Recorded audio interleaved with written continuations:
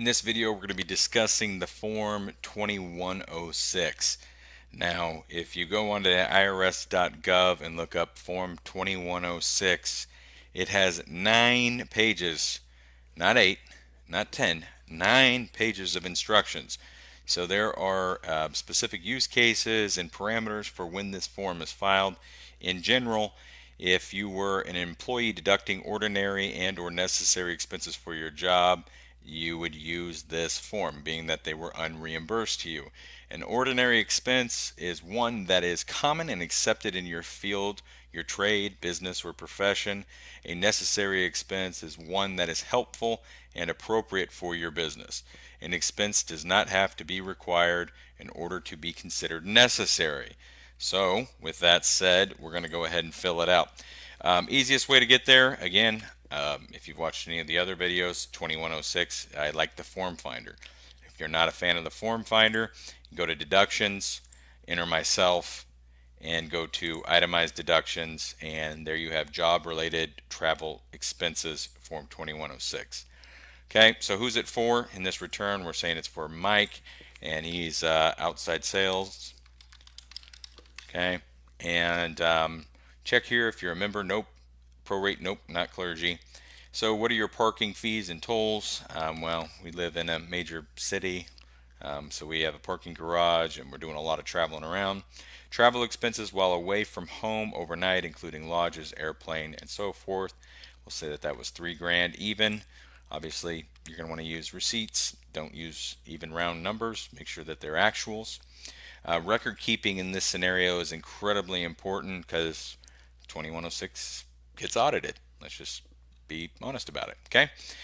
Business expense not included above or in vehicle expenses. So do not include meals and entertainment.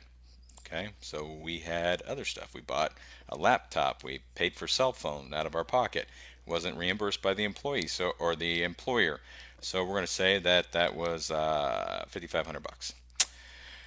Amount paid by your employer, not in W-2 box 1. So if your employer does reimburse you for a percentage of this, then it would be somewhere else on the W-2.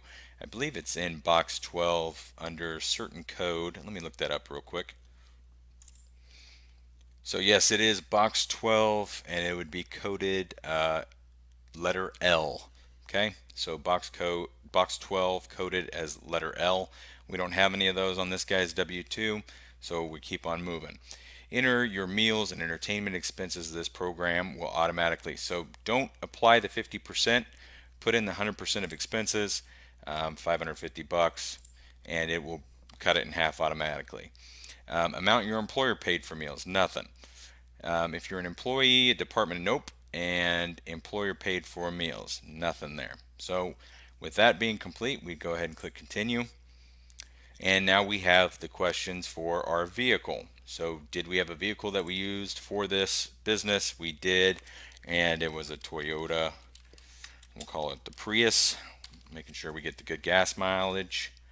And when we put it in service, beginning of the year, why not?